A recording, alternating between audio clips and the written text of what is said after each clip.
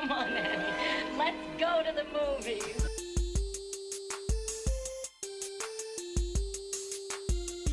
This is the Cinereelists, episode 620. My name is Kyle. My name is James. And we're here to talk movies, movie lists, and movie obsession for the next hour or so. And James, we are once again Zachless. We are Zachless. Yep. I think we need to bring Zach back. We really do. Hold on. I got to bring Zach back. Here we go. Bring Zach back. Bring Zach back. Bring Zach back. Bring Zach back. Bring Zach. I kind of wish I remember where that's from. It kind of sounds like Arnold Schwarzenegger at the very beginning.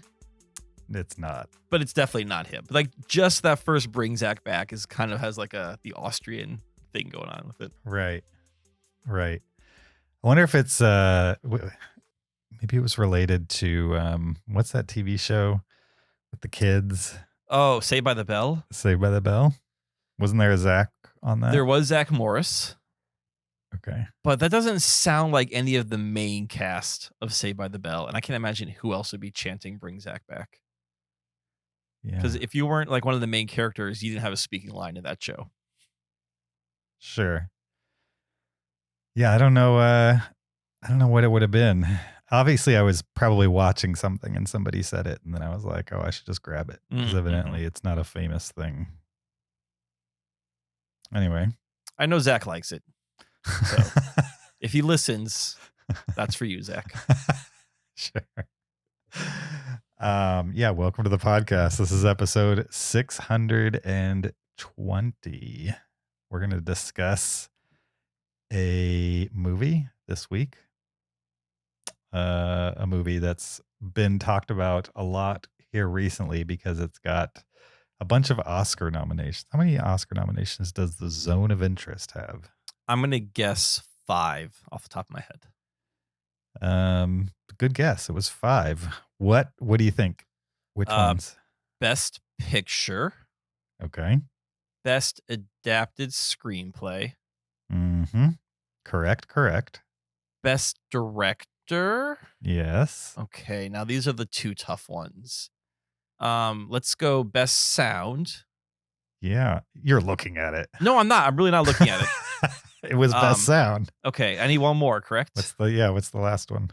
Ooh, is it cinematography or is it costume? It can't be costume. Let's go Best Cinematography. No. 4 out of 5. Okay. What's the last one? Pretty good though. The last one, a little bit of like makes sense once I say it. Best International Feature. Oh, okay. Yeah, that makes sense. Yeah. Which is kind of odd sometimes that you have movies that are up for the both Best Academy Award, Best Picture and Best International Feature. Right. Well, it used to never happen, but in recent years, it's started to happen. Right, because there's so much more crossover between, like, people could just access international films so much easier than they could have even 15 years ago. Yeah, and also like the voting base has spread quite a bit. And I think the people who are voting now are a little less old and a little less white. Yeah, so we've heard. A little less American white people, basically. Do you think it is a movie's disadvantage? And I know Parasite already disproved my theory, but do you think it's a 2 movies disadvantage to be up for both Best International Feature and Best Picture? Like, will people split its vote, or will they say, well, I won't vote for this one because I'm going to vote for that one, but then people go the other way, so it just kind of gets lost in the mix? I don't know, because there just haven't been enough examples of it to say like, oh, if you get nominated for both, the chances are good you won't make Best Picture. Because I think it's only happened one other time. Did Parasite win Best International Feature and Best Picture? I believe so. Okay. That being said, I don't know that for a fact. I'll take your word on it. Sure. What movie won last year For Best Picture? Best International. Oh, good. I don't even know. I can't remember what won Best Picture last year. You can't remember what won Best Picture? That was a whole year ago. Yes. The 2019 Parasite was the first to win both International and Best Picture. Okay. What won Best International last year? I don't remember. I don't know. It was a Netflix movie that we watched and reviewed for the podcast.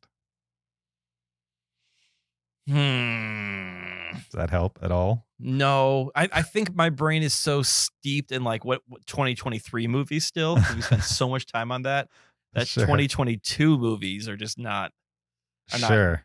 clicking for me right now. It was All Quiet on the Western Front. Oh, okay. Yeah, that makes sense. And then what won Best Picture last year?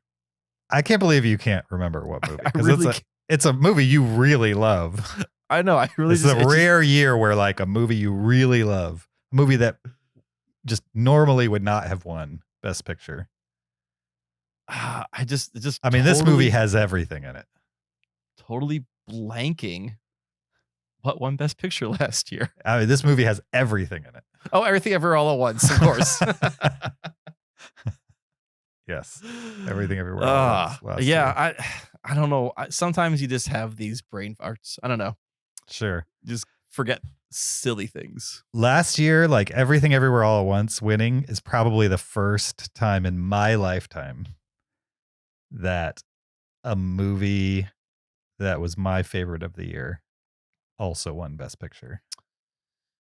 Yeah.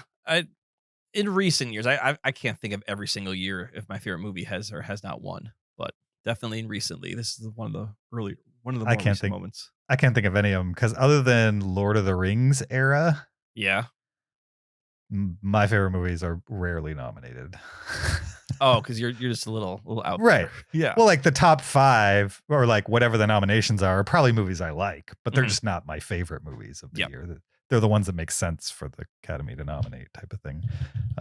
For some reason, it aligned last year. So,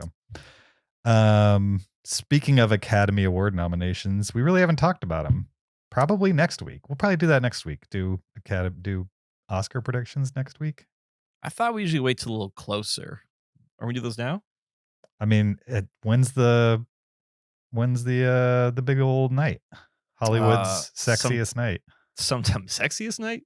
Yeah, it's Biggest Hollywood's night? sexiest night. You've never heard it called that? Not the sexiest. I've heard of Hollywood's biggest night.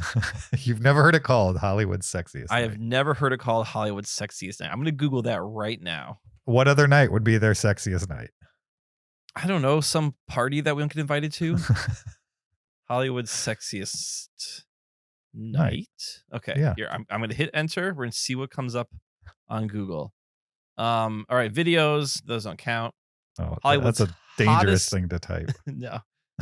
Okay. So I'm not seeing anything that actually uses the words Hollywood's sexiest night. My first hit is from Town and Country magazine, Hollywood's hottest night, which is a reference to the Oscars. Mm-hmm.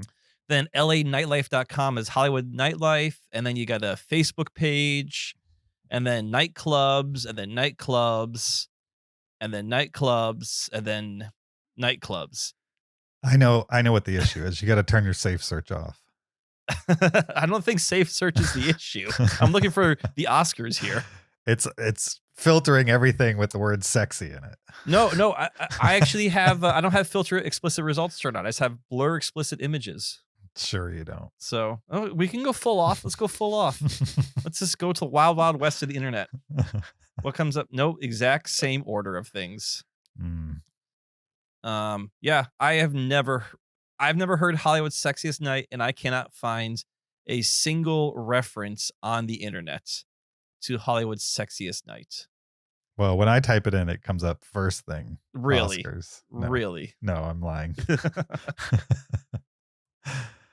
Do you know who's hosting the Oscars this year? It's Kimmel again, isn't it? It is Kimmel. Yeah, again. they went to the safe bet. I really enjoyed when they just did no host. I was fine with it. Yeah, just do presenters. Yeah, I'm fine with that. Yeah, the host Or doesn't- like get a comedian to come out and do the opening monologue, and then Sure. we never need to see them for the rest of the night. Exactly. Like what they just pop up and they go and they kind of like half react to what's happening and they tell a stupid joke, and you already have an announcer who says like, "Please welcome to the stage, Hugh Jackman." So you like they don't do that. Yeah, the Right. host thing is Played out. we've had this conversation before, but the Oscars just needs to feed the nerds. Just stop trying to appeal to everyone You're not going to get the audiences back anymore. Traditional TV is dead. So like appeal to people who actually care about the Oscars and who want to watch it because they want to see, will Zone of Interest win this? Don't appeal to people who are like, oh, well, what about Adam Sandler? Why isn't he there? Why isn't he there? They really should nominate him. He should do something nomination worthy. He does occasionally. I mean, he did Uncut Gems. Uncut Gems, yeah. And then he did Funny People. So I can tell you the Funny People came out in like 2009, but I can't tell you what movie won Best Picture in 2023. He did the Paul Thomas Anderson movie too. Oh, that Zach really likes, Punch Drunk Love. Punch Drunk Love, yeah, that was a good movie. Yeah. Have you seen his upcoming one, the trailer for it, the Netflix movie where he's like an astronaut? I've seen the trailer for that, but I did watch his most recent animated one called Leo on Netflix. Oh, really? Was that the one with what's the name wrote it? No, that's a different movie. You're thinking to the Charlie Kaufman one? Yeah. No, that's Charlie in the Dark or Orion in the Dark. No, Leo is it's a Happy Madison production. He plays a classroom lizard that can talk. Okay. It's actually surprisingly funny and sweet. All right. So all right. Yeah, of not the worst kid movie. It's one of the more enjoyable ones that I've seen recently. Sure. Better than 8 Crazy Nights, it sounds like. I've never seen 8 Crazy Nights, but I remember you guys reviewing that many years ago and not enjoying it. It was not good. Yeah. It was pretty awful.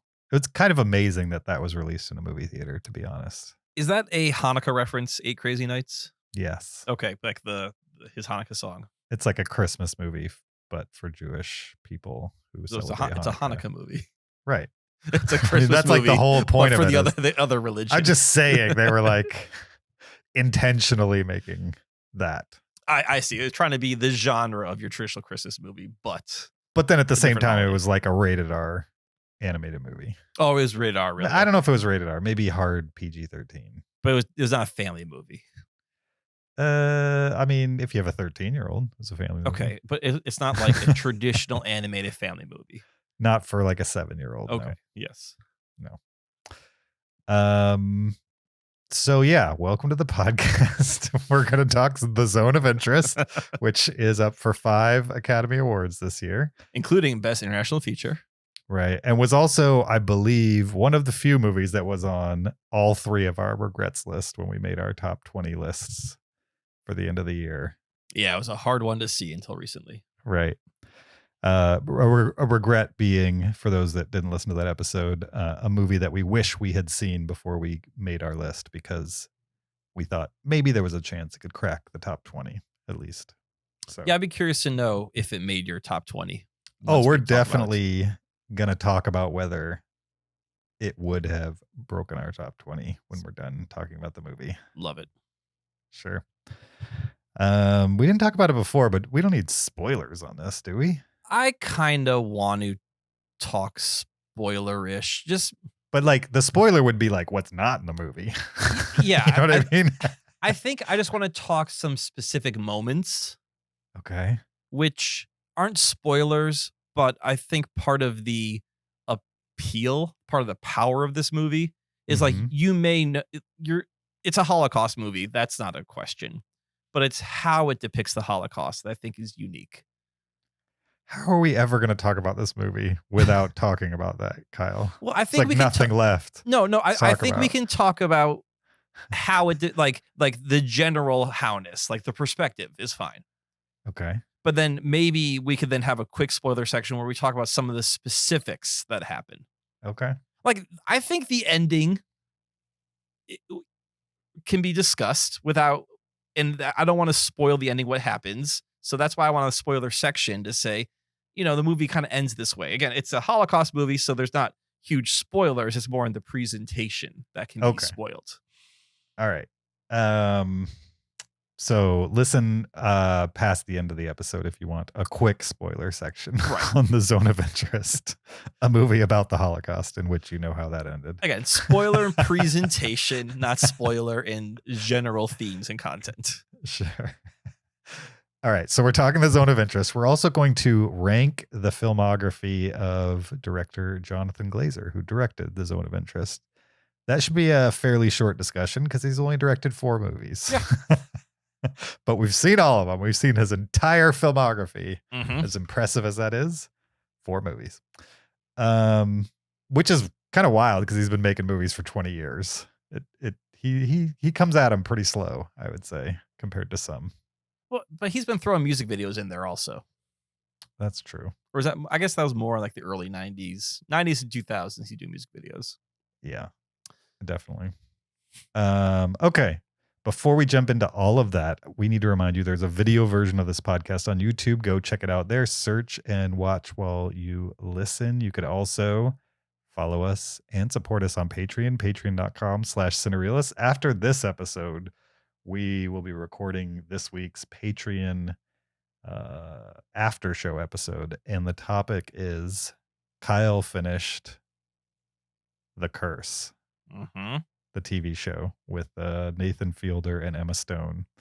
And a few weeks ago, Zach and I debriefed, spoiler talk style, The Curse. And now since Kyle has caught up, him and I are going to chat about The Curse.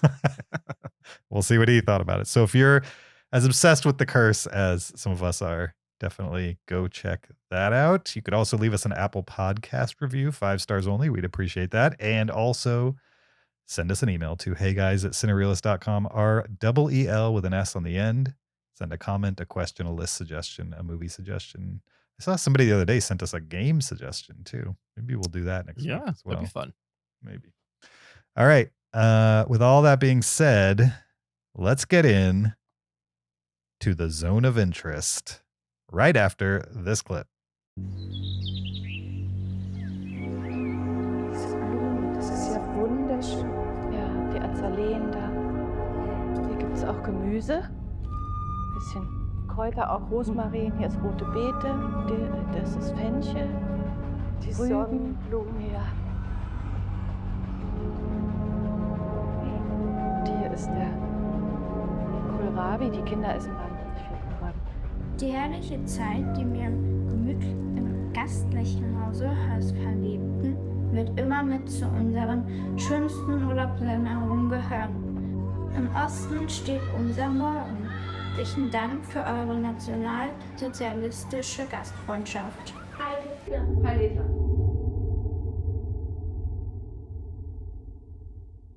That was The Zone of Interest, a 2023 historical drama written and directed by Jonathan Glazer, loosely based on the 2014 novel by Martin Amis.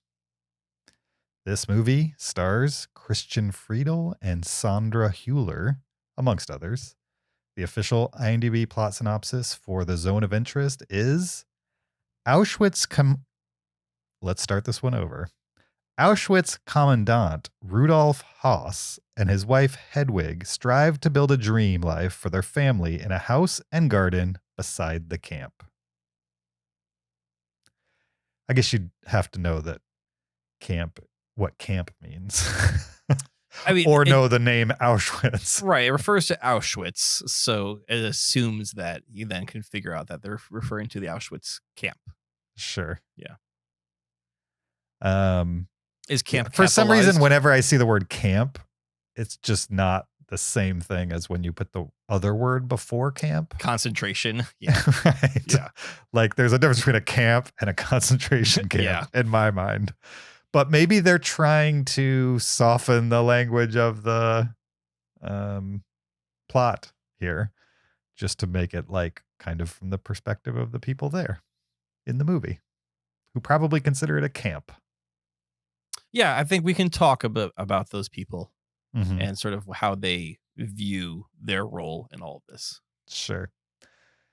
So yeah, this is the second Hüller movie I've seen this year. Yeah. I did not realize she was in it until I saw the credits roll, and then I was like, "Oh, that's why I recognized that." Oh, you didn't figure out actress. to the very, very end. Yeah, well, I felt like I knew who she was, but since it was all in German, I was like, it's probably some German actress. That's right. And in Anatomy of the Fall, she didn't really know how to speak German. Right. Yeah, which was strange. I mean, she was speaking German, right? Like occasionally, but it was like not her main language. No, she was German. No, sorry. French wasn't her main language. That's what it was. Right. Yeah. So she spoke a little German and a little bit more French, but mostly English. Mostly English, yeah. Yeah. Okay. So what I'm going to do is let you set up the movie for the listeners, spoiler free. And I will follow your lead based on your setup as far as how far we're going to go with this conversation. Okay, great. Before we get into spoilers, all right? Yeah. Okay. I think we can fair. So as you said, this is concentration. This is a Holocaust movie. Mm-hmm. It's specifically about Auschwitz. It's specifically about Commander Haas and his family. And it's sort of almost a day-to-day documentary of their lives as this family living right on the grounds of Auschwitz. Mm-hmm. So just outside of it. I mean, okay, they're part of the compound. They're literally sharing a wall with They're sharing the wall. Exactly. They're sharing the wall. So you see them playing with their families, you see them gardening, they entertain people. But the entire time, you're very aware that there are horrors that are happening just over that wall. Mm-hmm. And they're aware that there are horrors happening over that wall too, to certain extents. They're not, obviously, he's the commandant. He knows what's happening. He's in charge of the camp. Mm-hmm. But this is a Holocaust movie that is not focusing on the victims of the Holocaust, but instead the perpetrators of the Holocaust, and a very specific moment and very specific people who were, running this camp. Mm-hmm. Is that a good setup? Yeah, I'm just curious what we're going to talk about, because that's what it is. You know what I mean? All that's left is like the presentation. Yeah. So let's rate this movie. How many stars? Okay, well, I mean, if we can't get into like some of the visuals and the way it's presented, okay, I see. Then I don't know what's left. Okay, you know what I mean? I mean, it's a movie without high points, I would say. Yeah, like we're not necessarily building to like some crescendo. It's certainly not an action movie. It's a fly on the wall, experiential, day in the life type of film. Would you call this a Holocaust vibe movie? Sure. Maybe. I don't know. I don't know what that would mean. I think you'd have to have a template that they're following here, and I'm not sure they're following any Holocaust movie template here.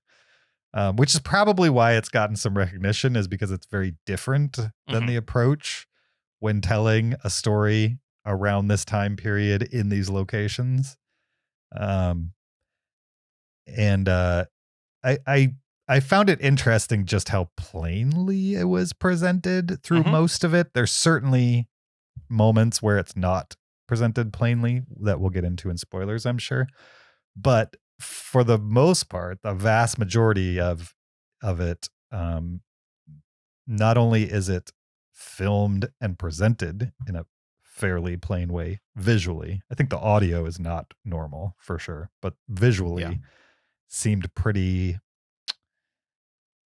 what's the word? It was very capable and intentional. And also like not flashy at all. No. So I think Glazer is trying to walk this fine line where his main characters are the perpetrators of the Holocaust, not the victims. But he doesn't want to romanticize them. So he wants to show them as normal people. Exactly. So he does use a very cold camera. I think you mentioned to me off podcast another time that a lot of these scenes were shot with multiple cameras from different angles, with different lenses. The actors didn't always know when filming was stopping or starting, so they just kind of kept going, not knowing if Glazer's even capturing what they were doing. So he's trying to get the most naturalistic performance out of them that he can, but he's also not trying to like when they're playing in these idyllic Polish fields. He's not trying to show like, oh, look how wonderful this family is playing in this field together, right? It's just more like, here's a family out enjoying nature. Yeah, he doesn't give you any reason to really judge them. Oh, I hardly beyond what you know is happening on the other side of that fence. Yeah, but they're like maybe the moment with the architect going over the plans with him is like the only moment where there's any acknowledgement as far as what's happening on the other side of that. Oh, I disagree. There is a moment. Well, let's first talk about that moment you're talking about with the architect and the plans, because that's okay. I think that's sort of how this movie captures the horrors of the Holocaust. Is the banality of the conversations that these people were having about how they're going to go about extermination of hundreds of thousands of people, right? And they're shot like these kind of boring conference meetings where everyone's in a room and they all have like, their little pamphlets and they're looking at oven designs, right? And again, no one acknowledges what those ovens are for. The movie doesn't say, oh, these, but we as audience members who are aware of the Holocaust, we very much know what they're discussing in that. And just the casualness that they have that conversation, that I found that horrifying. And there's multiple moments of that where, things that we think of as being the worst parts of the Holocaust, and they're just kind of discussing like, oh yeah, and then we'll do this, and then we'll do that. And sure, how easy it is for them. Yeah, absolutely. And like, even when it's not as blatant as that, it's like there's a scene where she's walking her mom through the garden. That's what I'm thinking of. Yes. And you can hear gunfire in the background, which happens constantly through the movie, gunfire and yelling and stuff like that, but it's always in the distance. And she's just so unaffected by it. And you can tell her mom it's new to her because she's just visiting. Right. So she's just like, her mom clearly knows or knew what happened there or what was going on there. And understood that her daughter was the wife of the guy in charge and was happy for the homestead she had made, but also was like wrestling, I think, in her brain with like what was happening on the other side of the fence. Yeah, and in that specific moment with the mom, like the mom says, "Oh, and are the Jews over the wall?" And the Sandra Hüller's character, the wife, says yes, and then makes a kind of comment like, "Oh, maybe our neighbor Miss blah blah blah is over there," kind of jokingly like, "Huh, maybe she's there." And you can tell the mom's uncomfortable because she kind of goes along with it, but like the fact that like Sandra Hüller's character is not in innocence in this. She's not, oh, I'm just married to the commandant. Like, she is very aware of what's happening and she is benefiting from this Holocaust. You see her things she gets and how, to her, she sees it as this is our moment. Right. So, even though she is not making the orders, she sees no issue with what's happening next door in that camp. Right. And not only that, but she's occasionally mean to her own servants, of which are Jews. Correct. Yep. And she says one particularly nasty thing to one of them. Yes. But really, that's it. Yeah. Other than like, I'm not excusing her, but short of ignoring what the noises coming from the other side of the wall and being particularly mean with her mouth. She says something mean to somebody in the movie. For the most part, she's presented as a normal housewife of means, I would say. I mean, she sees herself as a normal housewife. Yeah. But, I mean, we say of means, but she and her husband did not earn those means. They took those means. I agree with you. I mean, you might argue they earned it within the German military. Yes, within the Third Reich, they earned it. But as much as that was wrong, yeah, you know what I mean? What they were doing was wrong. He probably earned it through coming up the ranks. He earned it through being the best at killing people. being the best at being horrible. Right. Like, yeah, that's why he's as far as he is, because he's really good at mass extermination. And that's also awful. Yeah. Yeah. I mean, like, I don't think this would not be a good first Holocaust movie, because if you don't really know the details of the Holocaust, this doesn't give you a lot. I think there's a lot of inference on the audience's part of what's going on.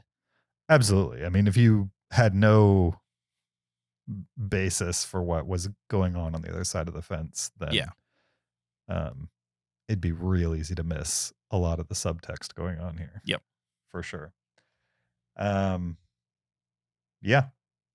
How far have you looked into the concentration camps? Like, a lot of people know a lot of stuff about World War II and the Holocaust, things like that, but like, and they hear the words concentration camps and maybe they've seen some photos, but like, have you actually seen the plans for some of these places?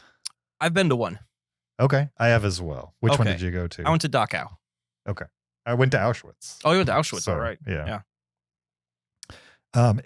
It's wild what they built there. Oh, I mean, it is. Yeah. It's insane what they built and how fast they built it. And how efficient it was at doing what it needed, what they wanted it to do. Yeah, I think that's what I find the most horrifying and sad, when visiting Dachau, was just the focus on efficiency. And I mean, and it's just the willingness to exterminate human life so easily, but also like, well, we can't spend all day doing this. And again, it's the casual brutality of it all that this movie captures. Right. This movie has been criticized for doing exactly what it does, which is kind of normalize people doing pretty evil things. Not necessarily make them sympathetic characters, but certainly make them normal people, as opposed to immoral monsters, which is pretty much what they are. I'm not saying the movie excuses them or makes them look like they're not immoral monsters, but it definitely doesn't show any by presenting them as normal people. It's a half a warning. Yeah, agree. And also it's a warning that like that normal people could get to the point where they're this callous and this unfeeling about human life. And also a warning that anyone could be them. Yeah, that's kind of how I saw it too. It's right. You think, oh, I would never do that. And I should say I would never do that. You would think humans would never do that. Obviously, I would never do that. But you would think, how can humans be capable of this? Sure. And yeah, there's psychopaths who are maybe orchestrating the whole thing, but there are quote unquote normal people who are part of the chain, who are participating in everything. And normal people who, like even the wife, who may not be directly participating, but quite aware of what's happening and quite fine with it. Yeah, I think the criticism that I've heard, and I'm not sure it's necessarily invalid. I think anybody's good faith opinion of the movie is fine with me. Yeah. If you don't like it. But the criticisms I've heard are that because they do show a married couple who are clearly in some version of love, or at least a team. Yeah.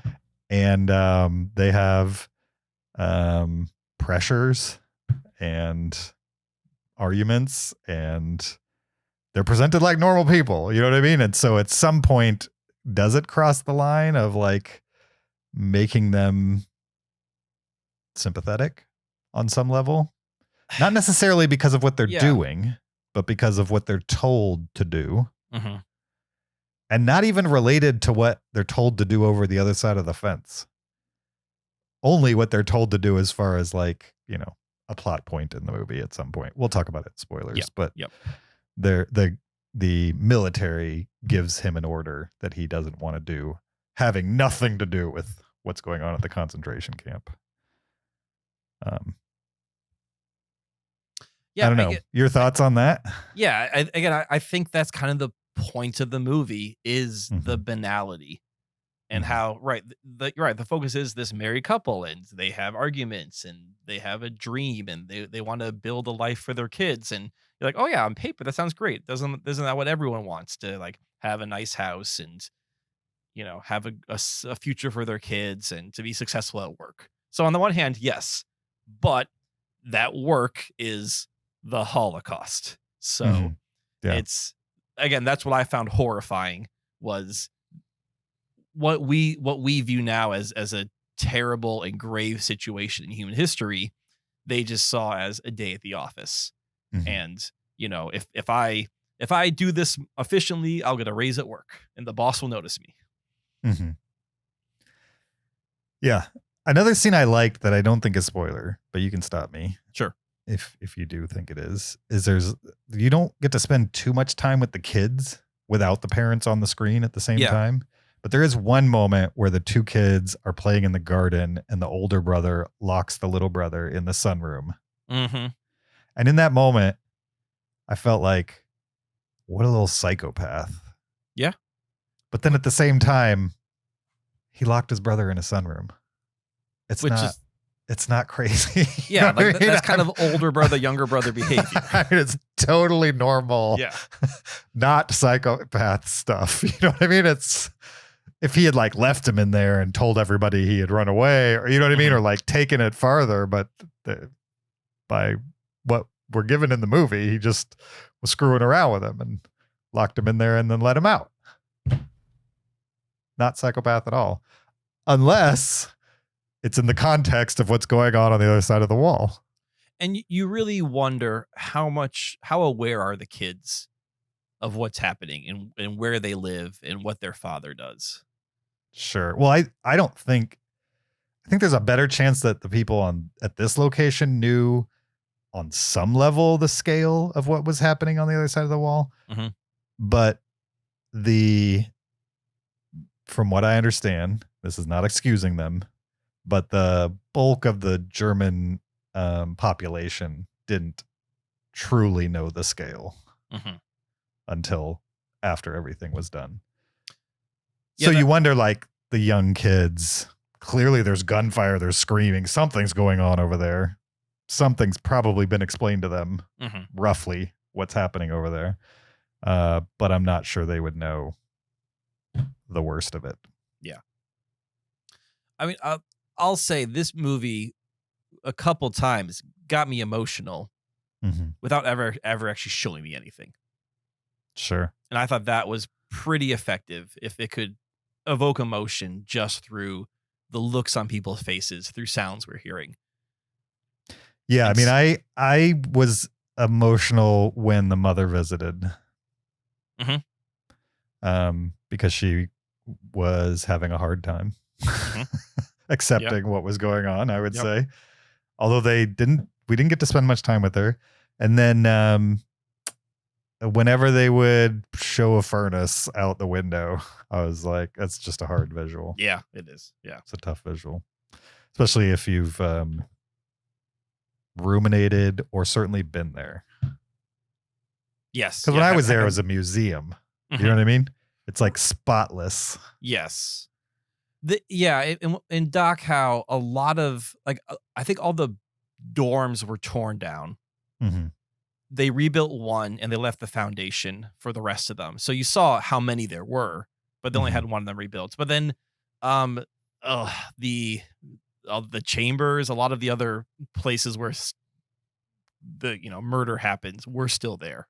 And that was tough. That was tough. Sure. I mean, that's roughly, we'll get into it. Yeah. Okay. I think we haven't really talked about what we thought about the movie. I mean, people are probably getting that we liked it. Yeah. In general. But I mean, What'd you think?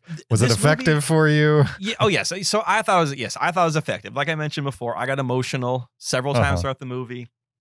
I found it horrifying, just the banality of how Haas and the family went about their day-to-day business, giving everything that's going on.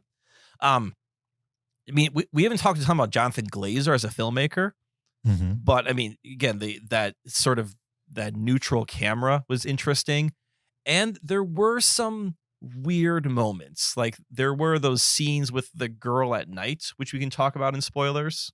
Oh, okay. I thought we weren't going to bring that up, but okay. No, that's all I'm saying is the girl at night. The girl at night. Got it. Yeah, I think it's a spoiler whatsoever. We can talk more about that. Sure. But yeah. And how that was presented. And there was a couple times where the not odd choices, but I would say choices you would not expect from a mainstream movie were made. You mean story-wise or like just sound-wise? Visually and sound-wise. Okay. Sure. So we can talk about some of those. So there definitely were some, Jonathan Glazer, we'll talk more about his filmography. He's not the most straightforward director at times, and he definitely likes to sort of give you strange visuals or not give you a complete story. And this movie has those elements to it, maybe not to the degree of some of the other movies that he's done. Yeah. So you liked it? I liked it, yeah. How about you, James? Did you like it? I think that we give it some stars if we talk about where this ends up on our 2023 list. Sure. I mean, I liked it as well. I think it would have definitely cracked my top 20. I'm not sure it would have been a top 10 movie just because I'm not sure there's enough to chew on here for me. I understand why that might be, and that might be by design on some level. Again, he's kind of intentionally making something that's not necessarily boring, but ordinary. Yeah. Something that feels ordinary. And so I mission accomplished. You know what I mean? The reason why it's elevated compared to if it was just random people living suburban lifestyle in this time period is because of the wall being there. Right, you know what I mean? And a few key scenes here and there. And the way he's presented it a little bit, like it's a little bit of like, if you know the history here, you know that the hopes and dreams of the people that live in this household are not going to last very long. Nor are they relevant, and nor are they earned dreams, because they're being earned on the deaths of millions of people. Right. But they don't even consider that. No, right. Yeah. I mean, they talk about when the war is over. Like they talk about they're making plans future. Like this is done. Yes, exactly. You know what I mean? Yeah. And this is how life will be from now on. Right. Like to them, they're the victors already. Right. And if you know your history, you know that that's not going to be the case. So I think because of those reasons, it probably wouldn't have broken my top 10, but it is very well made. And certainly like if you like these kinds of movies, I know some people just can't watch Holocaust movies. They've seen one at some point in their life. They're hard. Yeah. Right. They saw Schindler's List and that was good enough for them type of thing. I mean, that's a completely fine. If you're going to see one, there's nothing wrong with Schindler's List being the one and saying, I'm good on this. I mean, Schindler's List is all right, but I do like, it's all right. I'm saying like, if you're only going to see one of these, if you're only going to see one movie that's serious about the Holocaust, right. Instead of like a comedy about the Holocaust, like the clown, what's that one that the day the clown cried, the day the clown cried. Yeah. The Jerry Lewis one. Yeah. If you're serious about seeing one of them, I would say see The Pianist. Yeah. I mean, cause that follows one person through sort of through everything. Through the whole the invasion of wars of Poland, and then you're running from the Nazis. You're right. It is sort of a one person trying to survive World War II as a Jew. I mean, I don't like the Roman Polanski of it all, but it is a great movie. Yeah. It is a great movie, even if it is directed by a monster. But I was giving final thoughts on The Zone of Interest. Good movie, but I'm not sure I'll ever need to watch it again. I don't think I'm not sure I'm going to get anything more out of it. Oh, yeah. I don't think I'll ever need to watch it again, nor do I want to watch it again. But I really liked what I saw. I respect it. In how it handled the situation. Like, I thought it did that very well. This movie would definitely crack my top 10 of last year. Okay. And possibly my top 5. Oh, okay. Yeah, just because I was, from scene to scene, I was riveted, just like completely interested in where the story was going or what this movie was going to show me. And even though there's not a ton of story to it, I never felt bored with it. I think I was just more horrified by, I said this a million times, but horrified by the banality. Sure. Yeah, and we mentioned earlier that it's gotten a nomination for sound, and I think it should probably win. Yeah, just its effective use of sound to elicit emotion is incredible. Yeah, I mean, if you eliminated the sound design in this movie, you'd have half a movie. You know what I mean? There you wouldn't have any context for where they even are, really, without the sound, and the sound design. And yeah, let's letterbox The Zone of Interest out of 5 stars. What are you gonna give it? I'm gonna give this 4.5 stars. All right, and I will give it a 4. All right. That's our spoiler-free thoughts on The Zone of Interest. If you'd like to hear our spoiler talk on The Zone of Interest, then keep listening after the end of the podcast. Moving on, let's rank Jonathan Glazer's filmography. As we mentioned at the top of the show, he has directed 4 movies.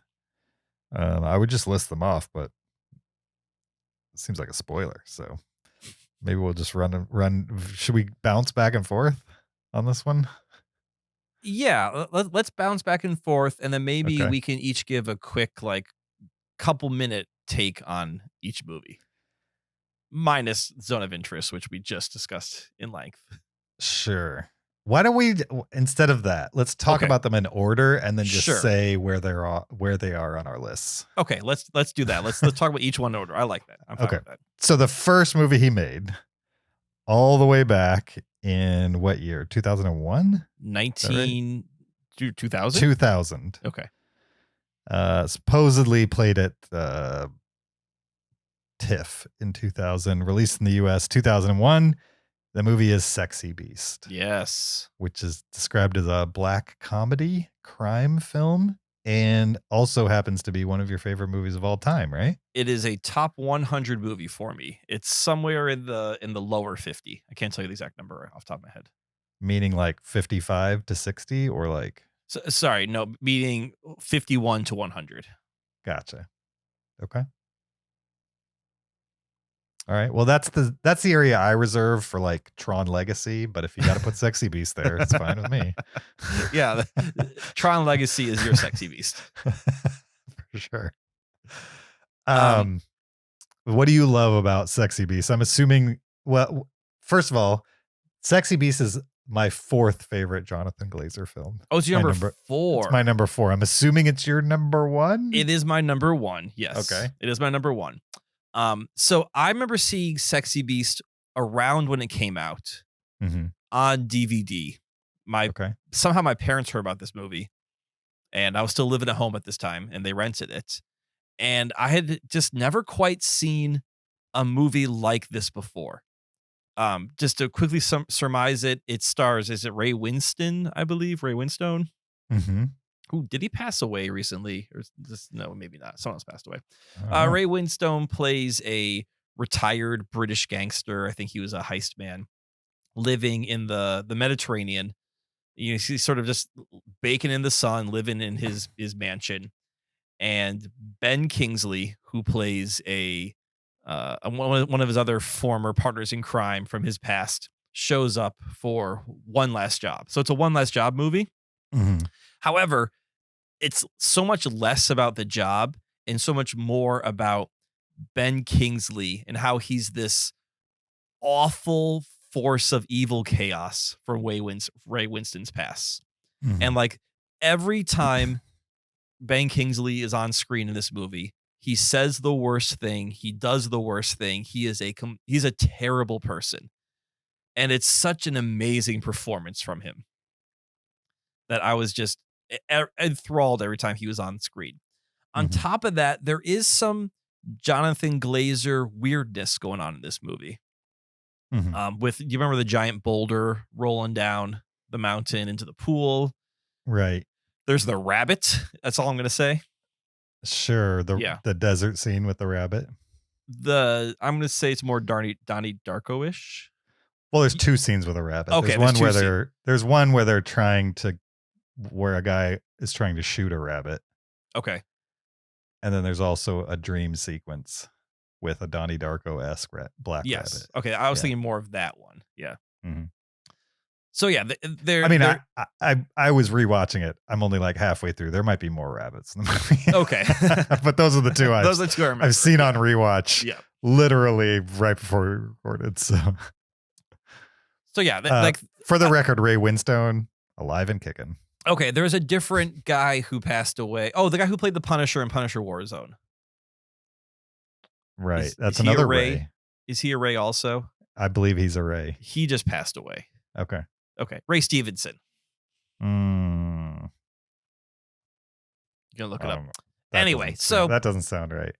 I like heist movies. This is a kind of a different take on the heist movie. There is still a heist in it, but just the force of nature that is Ben Kingsley paired with Jonathan Glazer's kind of weird storytelling just made this movie really work for me. Ray Stevenson. Okay. Not alive and kicking. No. Kicks the bucket. That was awful. Well, he did. It's wordplay. I'm yes-anding you. Okay. Like this was the movie like in college, my friends and I, we each like choose a movie night. Someone chooses a movie and I'd be like, we're watching Sexy Beast. And my friend's just like, what the hell are you watching with this, Kyle? So. And then what they get, and again, I saw this once like many, many years ago. Okay. I remember it being boring. Oh no. But I started rewatching it. I didn't get through a full rewatch before we hit record on this episode. But so far, like the first half of my rewatch is not the movie I remembered. It's not boring, no. This reminds me of the types of movies that were being made in the late 90s and early 2000s. I don't mean this to be insulting, but Pulp Fiction clones. Is this movie a Pulp Fiction? I mean, it definitely feels Guy Ritchie-ish, if that's better. Who is also a Pulp Fiction guy.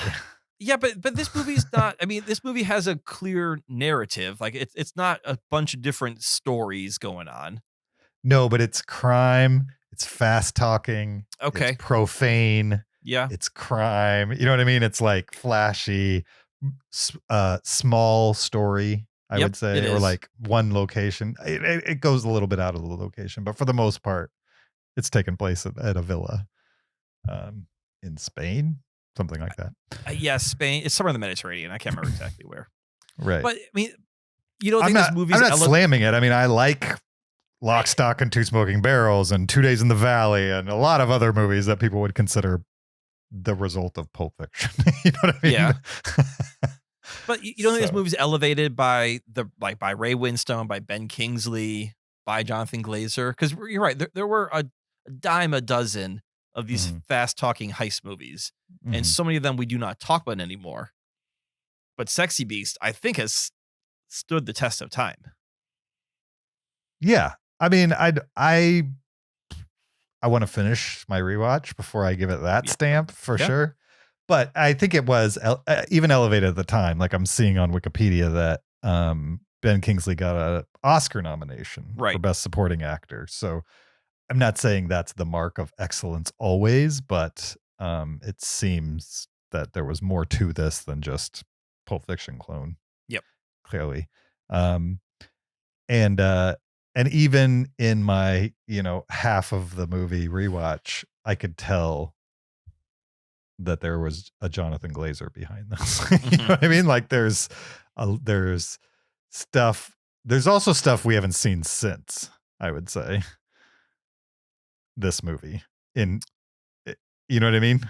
Like this movie has that style to it, and also has a little Jonathan Glazer weirdness. Yep. But as of this movie, the next one we're going to talk about, Birth, has nothing. It's nothing like those 90s movies. No, but Birth is a much different movie than Sexy Beast. Right. Which I'm ready to talk about. Birth is is definitely the movie that comes before the next two movies he does. You know what I mean? If that makes sense. But I mean, Birth seems like that would be a first movie. Like, I know it's a second movie, but it feels like a first movie to me. Right. Like there's nothing in Sexy Beast from the first half rewatch that I've done and my memory of it being boring combined that says to me, this is a Jonathan Glazer movie. Mm-hmm. There's elements in retrospect where I'm like, okay, the weird bunny moment. Okay. Possible. Some of the sound design. All right. Kind of makes sense. But if you had told me it was another director, I wouldn't have doubted it because it's very different than the other three. I mean, it's a genre movie. Right. I mean, even just the pace of Sexy Beast, at least in the first half, is very like go, go, go. Okay. And his other three movies are not go, go, go at all. Like at all. Yeah. And he's very intentionally not being like that. So, yeah.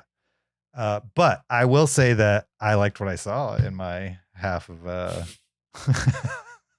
half rewatch. I'm going to finish it. You know what I mean? 45-minute rule for this movie then? You're going to finish it? No. Okay, good. And I don't know why in my brain it was boring. Maybe I confused it with Gods and Monsters. Have you ever seen that? No, is that also Ben Kingsley? Maybe. It's definitely Brendan Fraser. Okay. But Ben Kingsley might be the other person in it. Yeah, I've heard of it. I've never seen it. I mean, I remember liking that movie too, but thinking that it was slow. Mm-hmm. Gods and Monsters film, 1998. Ian McKellen and Brendan Fraser. Ian McKellen, okay. Not who I was thinking, obviously. Nominated for 3 Academy Awards. And 1 Best Adapted Screenplay. Gods and Monsters is good. It's really good. All right. I was thinking of The House of Sand and Fog.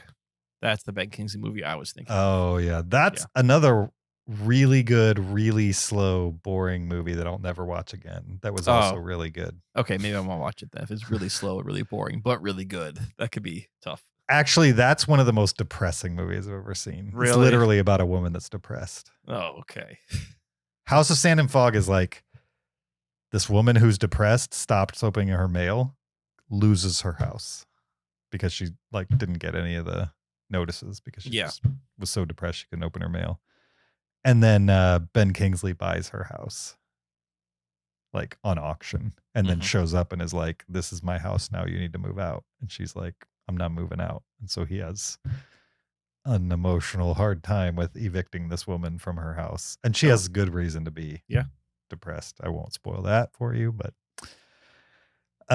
okay, so Sexy Beast. My number 4, your number 1. My number 1. Yep. The next movie he released, 2004. Not too many years later. No. 3 years later, he releases Birth. Yep. Starring what's her name? Nicole Kidman. Nicole Kidman. Oh, I should say, I said it was my 4th. Sexy Beast was my 4th. It wasn't. It was my 3rd favorite. It's your 3rd. Birth is my 4th favorite Jonathan Glazer movie. Birth is also my 4th favorite Jonathan Glazer movie. Okay. Yeah. We're in agreement on Birth. Yep. Not a great one, I would say. So, not a bad one. It has interesting. No, right. No. So Birth is Nicole Kidman plays a widow Her husband died 10 years ago. When we drop in with her, she's kind of moving on with her life. She's engaged to someone. She's obviously very, he's rich. She's either rich by association or also rich. Lauren Bacall plays her mother, which I thought was kind of cool. I'd be like, oh, who is that woman? Like, oh, Lauren Bacall. Yeah. All right. I hadn't seen her in a while. Yeah, it's been a while since I saw her. Anyway, so she's moved on with her life 10 years later, new fiance, living in New York City, quite rich. And this 10-year-old boy shows up claiming to be her husband. And he seems her dead husband. Her dead husband, correct. Yeah, who died 10 years ago.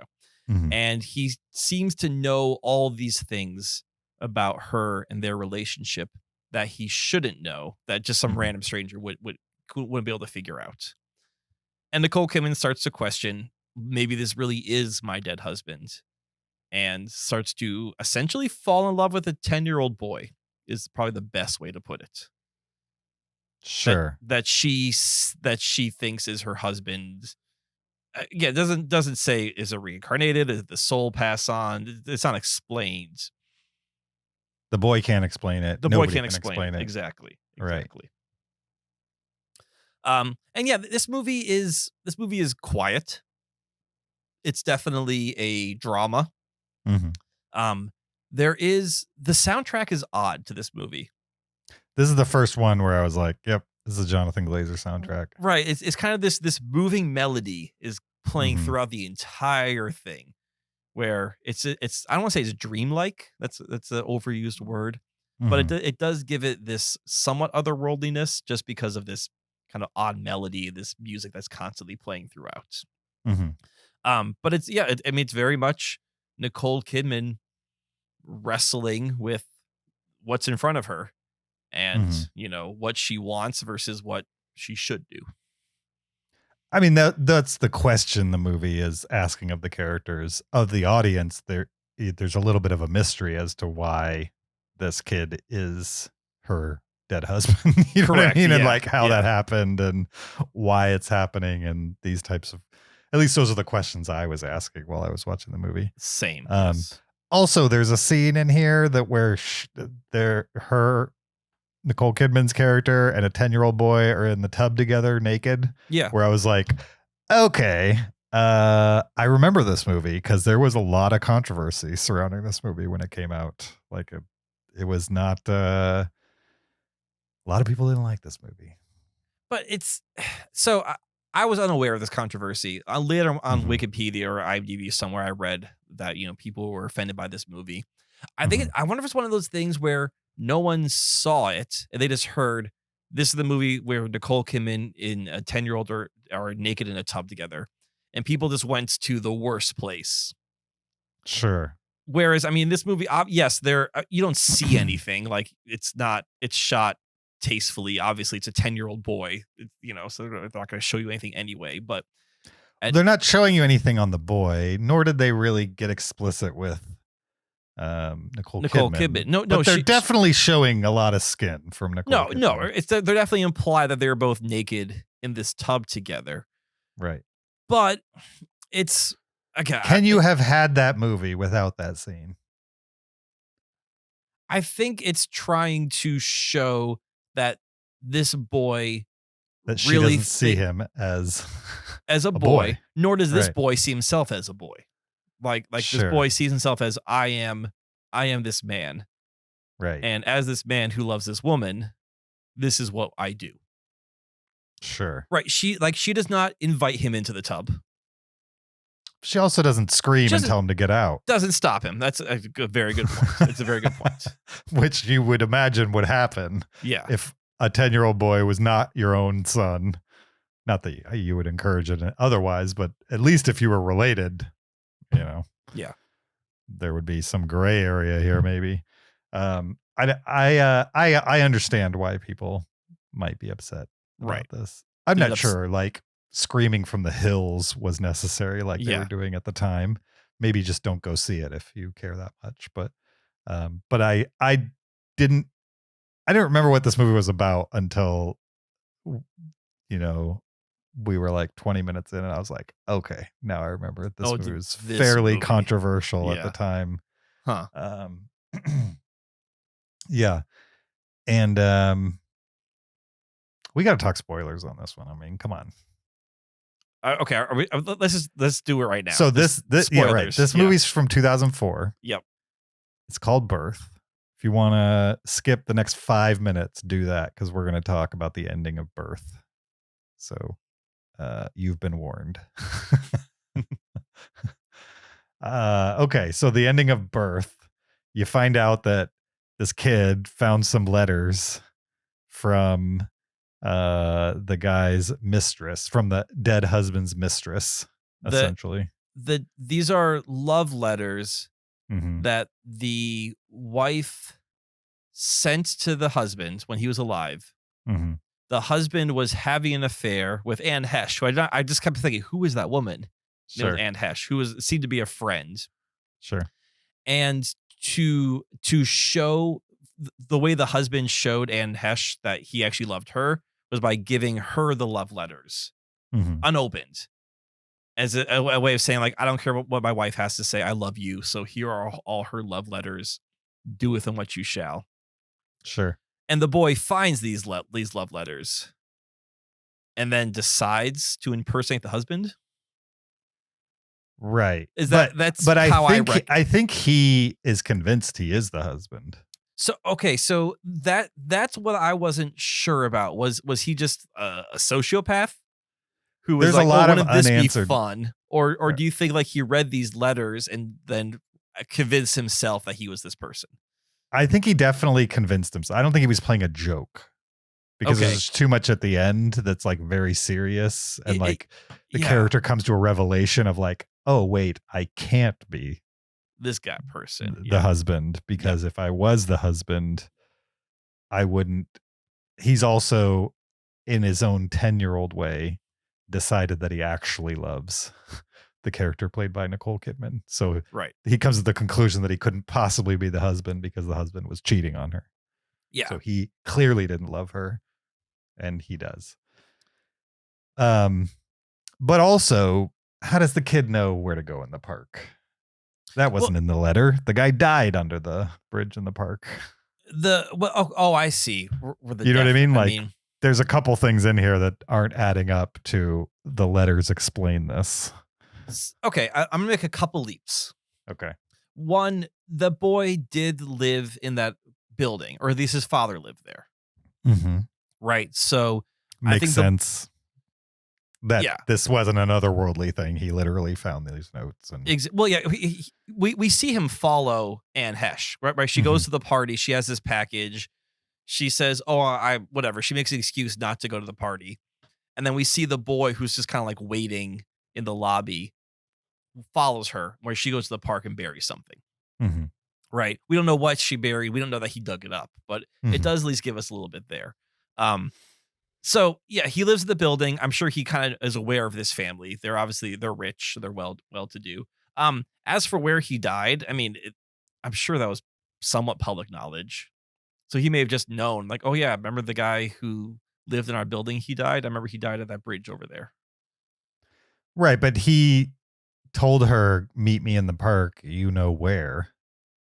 And that's presented as like this thing that only those two characters know about. But if it was common knowledge, where?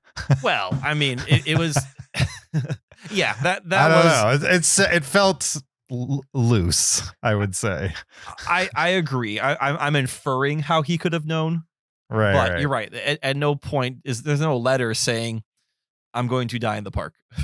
So. I think my issue with the movie in general. Yeah. Is that it was a little too loose here and there for something that like presented itself at the end with like a pretty clear-cut answer. Explanation, yes. And if you're going to clear-cut the answer that much, then you better be pretty clear on how you got there. And I'm not sure it was clear enough for me for how much they presented this explanation as a fact. Right. And I didn't like that this movie had a twist in the first place. Right. I kind of didn't want that explanation. Right. It's much more interesting if it is a think piece on like what would you do if a person you loved came back? It seemed like their soul is back, but there's not their body. Right. I thought that was a much more interesting movie. Maybe you get rid of the notes and stuff like that, and you find out about the mistress, and he comes to the same conclusion that, like, I'm not Sean because Sean didn't love you and I do. Exactly. Right. It could Which be is still weird and gross to think about a 10-year-old loving, a woman who's probably in her early 30s or whatever in this movie. But from like a romantic, weird story perspective, that makes sense and still leaves it ambiguous as to whether he is Sean or the actual Sean.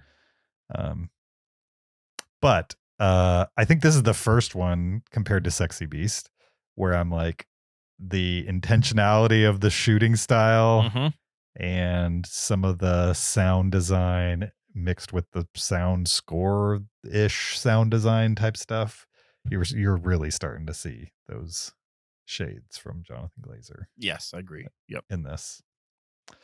Okay, so we both put Birth on our fourth. The next movie he released was Under the Skin, which came out in 2013. So he had a nice 9-year gap between movie 2 and movie 3. Under the Skin is a sci-fi movie starring Scarlett Johansson. She is an alien who wears the body of a woman, basically. Yep. And the movie is very documentary style, I would say, where you're just kind of like driving around with her and she is seducing and abducting men to take to her room of goo. Yeah, her black void. Right. Yeah. To absorb their essence. Yeah, that's yeah. If you can explain what's happening in this movie, that's the rough explanation. Visually, it's presented literally. She's absorbing people.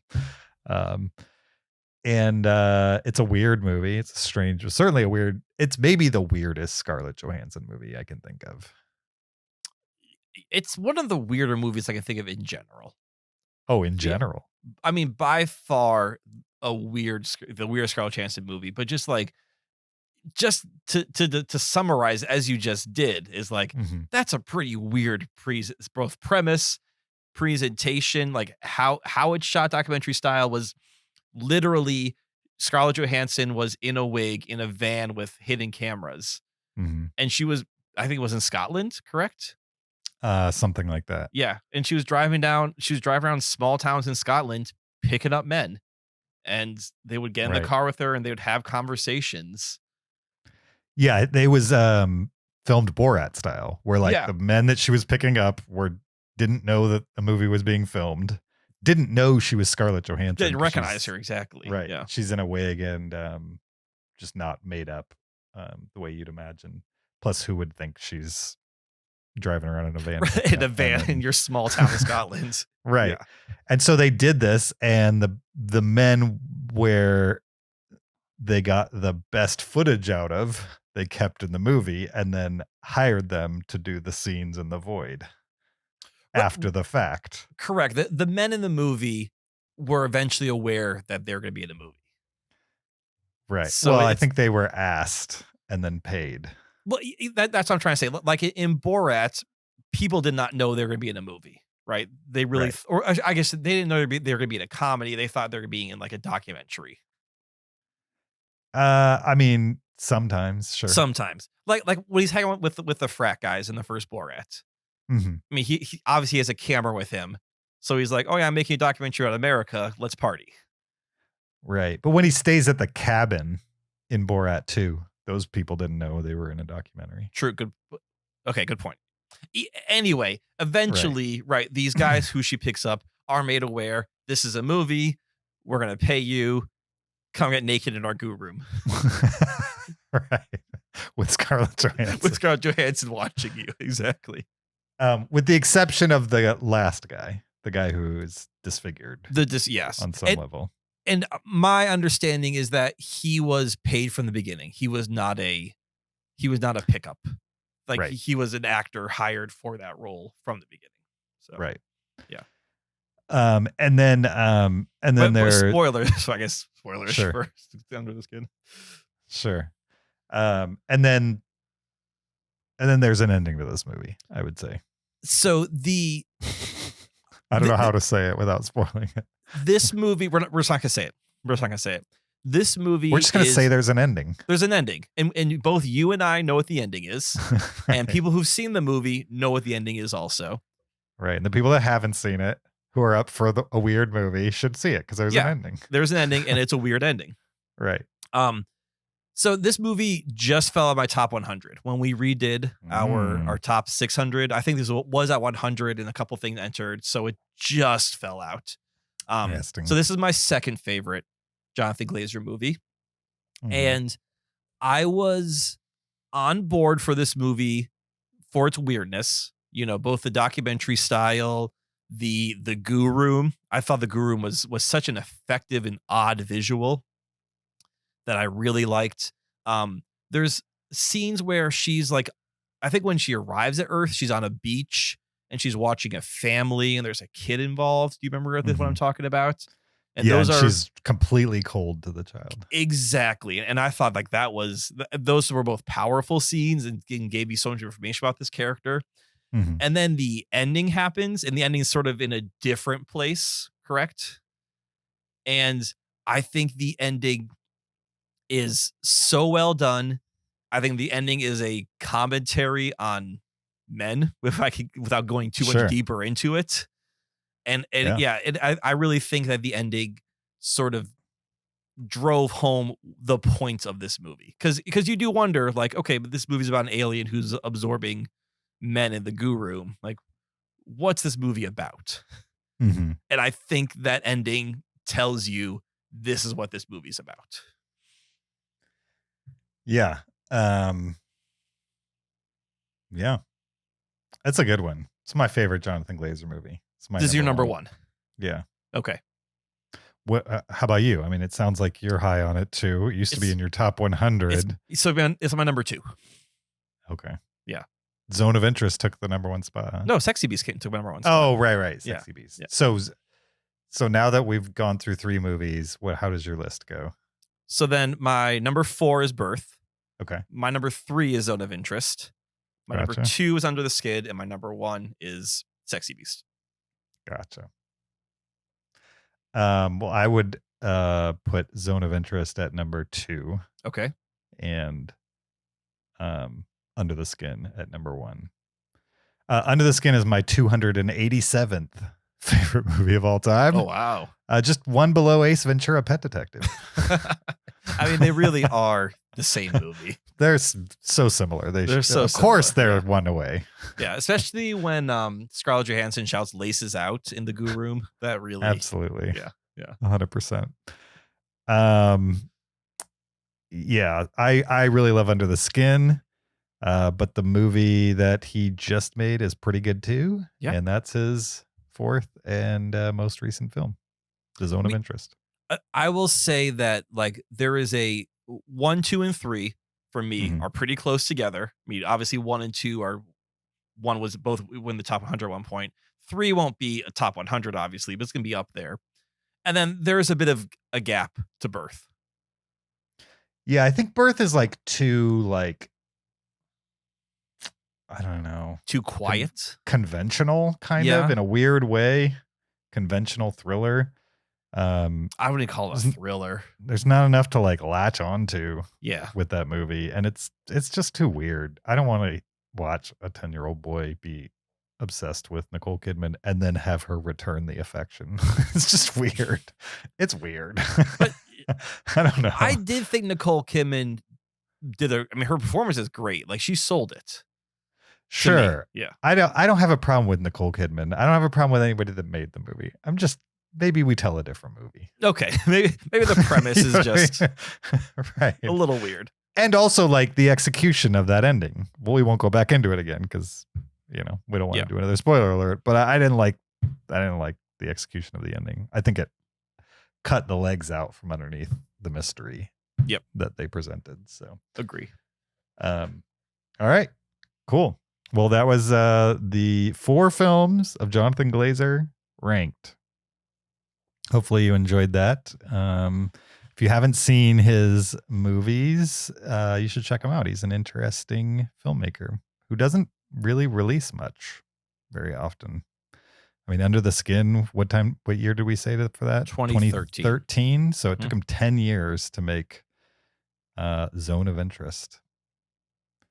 What do directors do in a 10-year gap? Well, he must be a producer too or something like that. I wonder if you're a director like Jonathan Glazer, where you have very specific stories you probably want to tell.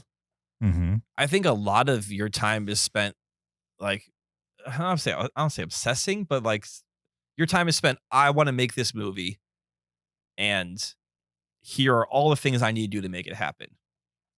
Right? Because I mean, he's an art house name, but he's not like a Steven Spielberg. Right. So if Spielberg wants to make a movie, he can make a movie. And if he needs to get some ducks in a row to make that movie, he can make another one while he's at it. Like, he made Schindler's List while he was finishing Jurassic Park. Right. It's why every now and then we'll get 2 Spielberg movies in a year. Exactly.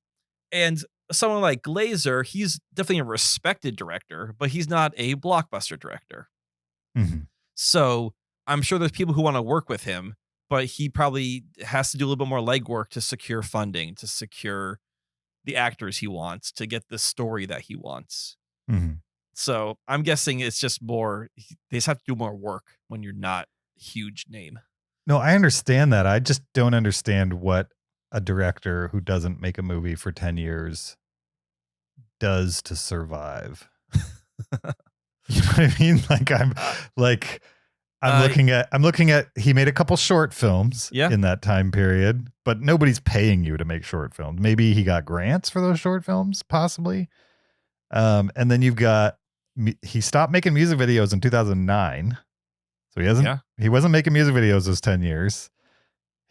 He made some commercials. He made 2 commercials in that 10 years, according to Wikipedia. Maybe there's some other commercials I don't know about. Yeah, he's not making the kind of movies. Like, how much do you think he got paid to make Zone of Interest as the director? Not much. Not enough to float you for another 10 years. Same thing with Under the Skin. Like, it wasn't that kind of movie. Yeah.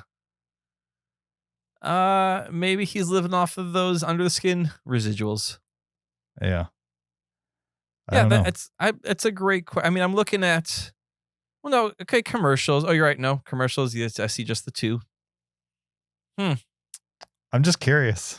Maybe his wife makes a real good living. And he just doesn't have to worry about it. Like, maybe he's married. Let's see. He's married to Rachel Glazer, but she doesn't have her own Wikipedia page. Right. So, what's up with that? No. She really should have her own. Everyone should have their own Wikipedia page. She's clearly the breadwinner in this relationship. And it said right here, October 2019, it was reported that he was working on the Zone of Interest. Mm-hmm. So what did he do for 6 years? I wonder if he's doing like script doctoring and stuff like uncredited stuff. Yeah. Right. Because over the course. He is a writer. Mm-hmm. He hasn't really written anything beyond his own work, but you're right. Maybe he's just doing behind the scenes stuff. Right. But yeah, I don't see if any I producer ever credits. had the chance to interview Jonathan Glazer, that'd be my first question. Well, so what'd you do for 10 years? Like, it was great. The output was great. I mean, I'm not arguing with that. I'm just wondering, how do you pay your bills? I mean, he's got 3 kids. Maybe he's raising kids. Right. But I'm saying, like, yeah, clearly there's some other source of income going on here, or else I don't know how he's doing it. I mean, how much money do you think he made off of Virtual Insanity and Karma Police? Like, both, obviously he got paid to make them in the spot. Do you get residuals for music videos? Well, I know back in the day, I don't know if you get residuals, but I'm pretty sure you don't. Okay. But I thought you got paid really well back in the 90s when you made music videos. Okay. As a director, like it was bread and butter type of stuff. But really, where you make a really good money is directing commercials. Because from what I understand, you basically get a ton of money and you're done with them like within weeks, essentially. I mean, he was doing, up until the 2006s, or sorry, in the 2000s and early 90s, he was doing a couple commercials a year. Mm-hmm. So I mean, maybe he just made a ton of money doing commercials, made a nice little nest egg out of it. He could be good at investments. You never know. Yeah.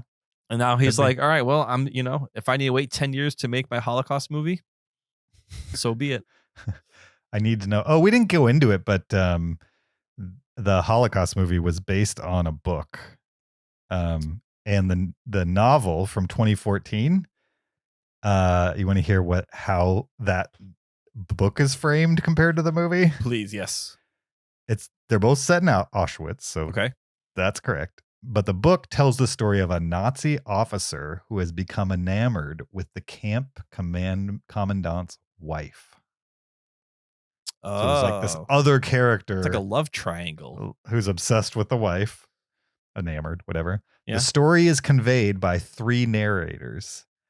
Angelus Thompson, the officer, Paul Dahl, the commandant, and Shmuel Zacharias, a Jewish Sonderkommando. Whatever that is. I've never heard that term before. So there was a character with a Jewish perspective. Yeah. In the movie. And also, none of the narrators were the wife. When you spend a good deal of the movie with the wife. With her, yeah. Right. I mean, I haven't read the book, so I don't know how that plays, but I'm happy that this movie is not that there's not this love triangle drama in the middle of it. Like it's a movie, it's a family drama about the Holocaust perpetuators. Best way to put it. And I think that's an effective way of telling it without being like, oh no, they're in love with each other. For sure. I agree. All right. In theory, this was the end of the podcast. Thanks for listening, guys. We appreciate it. Don't forget, you can always find the video version of this podcast on YouTube. You could support us on Patreon, patreon.com/Cinereelists. You could leave us an Apple Podcast review, 5 stars only. We'd appreciate that. Or send us an email to heyguys@cinereelists.com. Email in the description of this episode. You could also follow us on social media on Twitter, TikTok, Instagram, or Facebook at Cinereelists. Or you can follow me on my personal Twitter, Letterboxd, or Blue Sky. What's Blue Sky? YoJRB. What's Blue Sky? I haven't been using Twitter lately. I don't know if you noticed, but it's been a couple months since I've tweeted, and I've now moved my ramblings to Blue Sky. Okay. For me, Twitter is just like cell phone videos of fights. I can't actually see anything. So I'm rarely on Twitter anymore. Same with me. I mean, there's almost everybody that I enjoyed on Twitter is no longer there. Yeah. I mean, they still have accounts, but they don't tweet. They're not posting anything to them. Right. Yeah. So there's not much left for me there anymore. And so I went to Blue Sky, which is the founders of Twitter.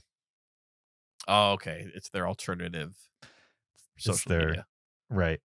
But this time they're like plugging it into open source networks so that it will, in theory, eventually you'll be able to put something on Blue Sky and it'll show up on Mastodon and Threads.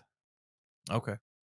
And the other way around. Like those systems are open and should be able to interoperate. But we'll see.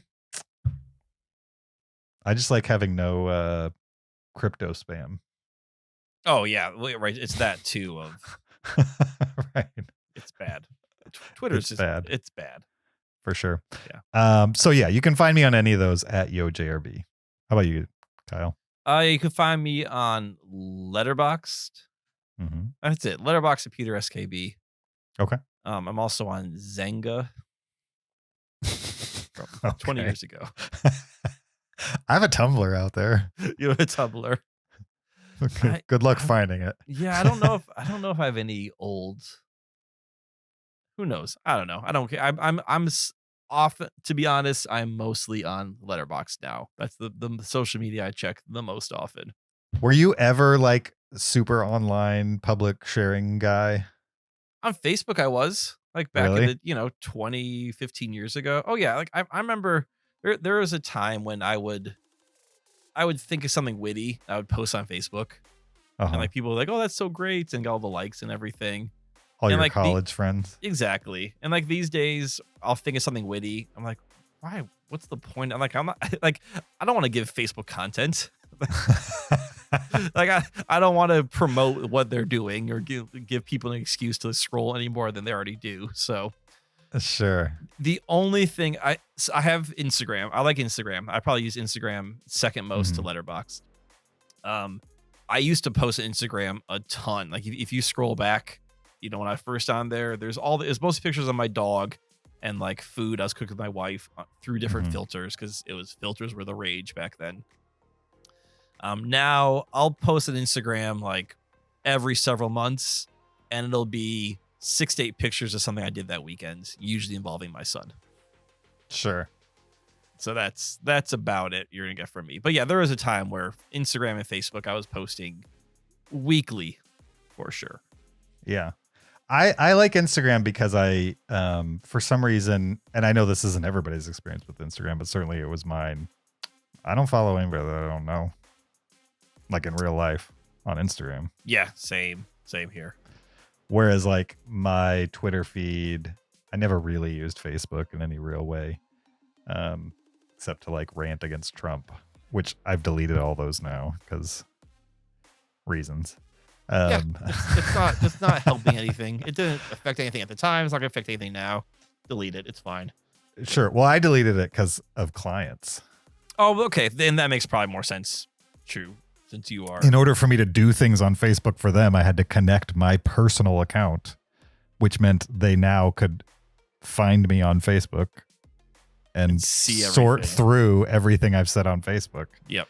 And not that I was saying anything, in my opinion, too inflammatory. I'd rather not have them read my political rantings because I don't know who's going to be offended by what.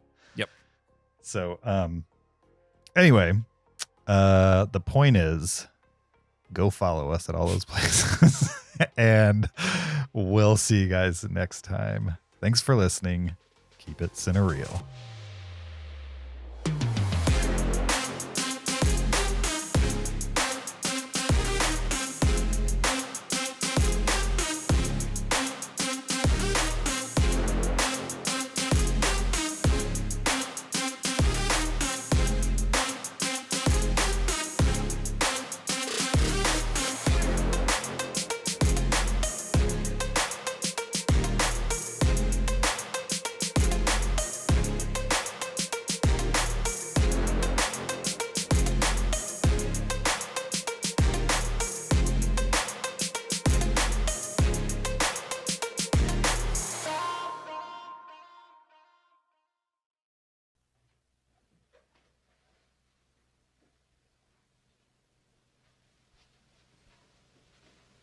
You're still here?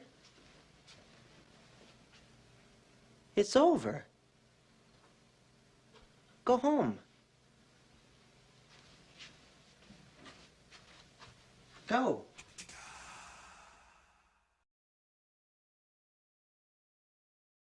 This is spoiler talk for the Zone of Interest, which feels very reductive.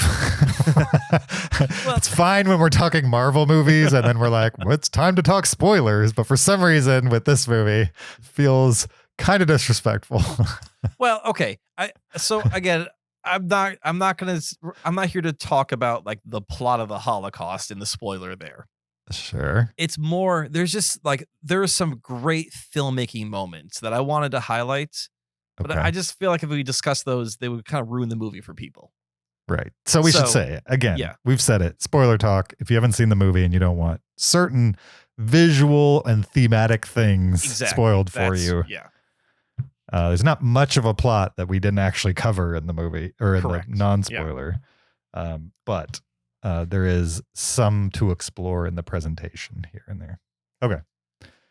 So I thought the first couple minutes of this movie were super effective in that if you did not know anything about this movie, this was a literal blind watch where someone just said, we're going to watch a movie called The Zone of Interest, and you have no context for it. You'd start watching this movie and you're going to see, oh, I first see this German family by a lake and they're having a picnic. What you first see is a black screen for like 3 minutes. Oh, while music plays. That's while right. music plays. Yeah, Yes. it was wild. No text on the screen. Yep. I thought maybe the projector wasn't on. I wondered the same thing too. Like did they mess something up? But I'm like, well, we got sound, so Right, we had sound. It didn't even come up with like a studio logo or anything. It just like from a trailer. Yep. To sound and black screen for it felt like 3 minutes. I think it was 3 minutes. And I think this movie is trying to set the mood for you. Like it was kind of like an overture, a very depressing overture, but it's saying like, this is a Holocaust movie. This is going to be somber. And we want you to get in that somber mood right away. So after the music and the black screen for 3 minutes, you get this German family playing by a river and they're having a picnic. And, everything seems happy and wonderful. And then they run home and they're inside their house. Again, you're not really seeing anything. You see them inside their house. Then you see the dad, he's wearing an SS uniform. You're like, huh. Again, I'm taking this from the perspective of someone who doesn't know what this movie's about. Right. You knew he'd probably have an SS uniform. Right, I knew, but yeah. But again, all you see is like this guy in this house with an SS uniform. And then he like walks out his house. You're like, okay. And then you see that there's a wall by his house. You're like, okay. And like this movie does a very effective job of spending the first 5 minutes not telling you what it's about. And you really think this movie is just about this German family. And then it's slowly, each scene reveals a little bit more, reveals a uniform, reveals the wall. Then you see, there's barbed wire on the wall and there's a tower back there. And eventually you figure out, oh, okay, this must be a concentration camp.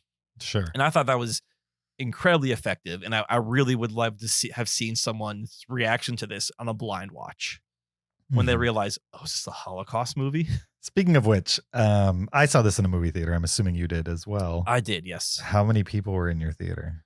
I would say it was a small theater, but it was half to 3/4 full. I was impressed. Okay. Yeah. How about you? There was only one other person in my theater, and that guy started snoring like 3/4 of the way through. One person did snore in mine. And then the person who sat next to me, because my theaters all have assigned seating, she came in like late, so it was the black screen, the music's playing, and she's walking down the aisle with her cell phone flashlight on to find her seat. Sure. And I was just like, again, it was angry Kyle. It's just keep it. Don't yell at her. But sure. I was we like, only got a week and a half of full screenings of this movie really in Orlando. Yeah. Okay. Like when I saw it Thursday night, that was the last night. Oh, that really? They had 4 screenings in one day. Yeah. Now it's dropped to 1 per day. Okay. In Orlando, which is not crazy. I think I just assumed that more people would know about this movie. Yeah. That it would do okay, but maybe the subject matter combined with the low profile. Yeah. I think of all it's not a flashy Oscar movie. It got a lot of nominations, but I think for a lot of people, it's like, what is this movie that got 5 nominations? Oh, it's a Holocaust movie. I kind of feel like they should have hit theaters like mid-January too. Like right when the nominations came out. I guess they came out. Yeah, like maybe. a week before they came out. Yeah, maybe. I don't know. This is spoiler chat though. Yeah, right. So yeah. Anyway, I thought that intro was very effective of just kind of dropping you into this world. You mentioned this before, but every time they showed the chimney of the oven, like just glowing orange, 24/7, like, the mother, I think, couldn't sleep, or was the mother complaining about the smell or the light or something like that from the oven, the chimney? I think she was just bothered by it in general. Okay. But I gathered that she was bothered by what was happening, but I also thought like there was a physical thing happening too, like all the smoke or yeah. And then you imagine, well, what is that ash actually? Yeah. So, yeah. But yeah, I mean that was another haunting visual, just having that chimney so often in the background. Mm-hmm. The scene where they announce that Haas is going to oversee the extermination of 700,000 Hungarian Jews in a board meeting, and they all congratulate him and then have like a big party. Like Sure. that was, I mean, that was another one of those juxtapositions of just how terrible these people are right now about Sure. their celebration. They're celebrating mass genocide. Mm-hmm. That's the word, genocide. I don't think we ever use the word genocide in the regular Sure. review. Nope, that's the word for sure. Yep. So yeah, there's just a lot of those juxtapositions that I just found very haunting. What did you think about the girl at night who was kind of shot in infrared? Sure. Was I to understand that she was Jewish and she was like hunting for food? So I thought she was leaving food. I thought in the first section she's leaving apples, right? Yeah. But like, where was she leaving them? So it seemed to be in a ditch. Right. Which normally ditches when Holocaust related is not a good thing. Right. So I guess I wonder if either A, it was like there was an escape route. I don't know how many people were escaping the concentration camps. So was she leaving food for people who escaped? Or was this a work site outside of the camp? Mm-hmm. So she was hiding food for the workers on the work site. That was, I wondered if it was one of those two things. Gotcha. Okay. Well, because that makes sense. Doesn't she then later find a package and she brings it back to the house, and that's what has the song in it, or the poem that's being recited about living in the camp? Right. Yeah, I mean, I kind of vaguely understood that she wasn't German, or at least not with the Germans. No, she's probably Polish because they were right there in Poland. Yeah. And that she was not. She's a part of some kind of resistance or something. I don't know. Or even if there's not much detail. And even if she wasn't Jewish, I think she was just like, something terrible is happening over there. I need to help those people however I can. Yeah. Yeah. And I thought it was interesting to, at the pretty much the only time in the movie that you're cutting away from the banality of the family, you just completely reverse the colors. You know, you drop all the colors out of it, right, and reverse negative the whole thing, like night vision style. And in fact, I don't even think it was night vision. I think it's literally a negative.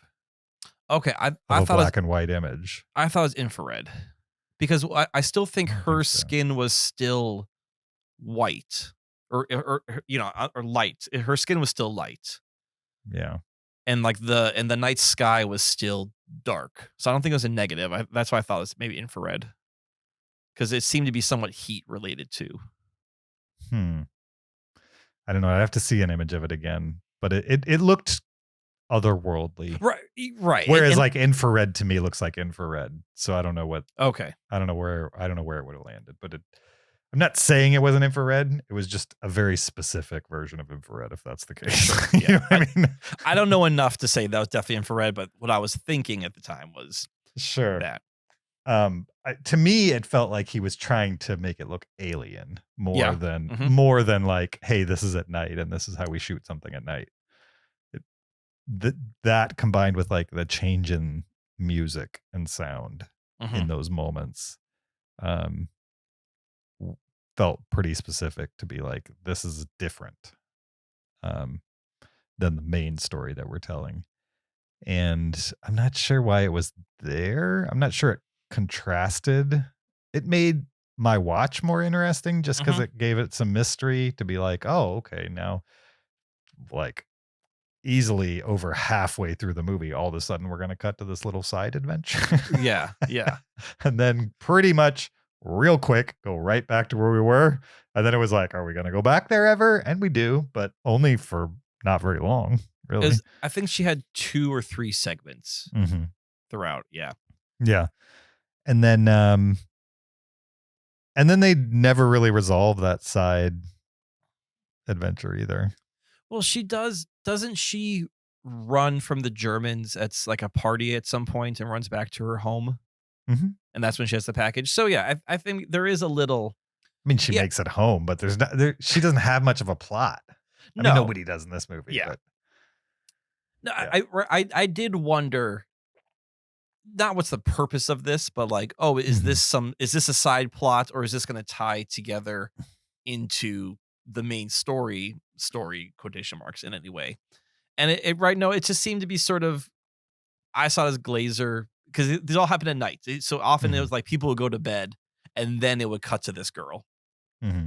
And I think that was just kind of him just sort of maybe trying to like show the good side of like, okay, not every, like so far everyone you see is terrible. So maybe he's just trying to be like, not everything is terrible. Like the situation is terrible, but there are good people who are trying to navigate this situation.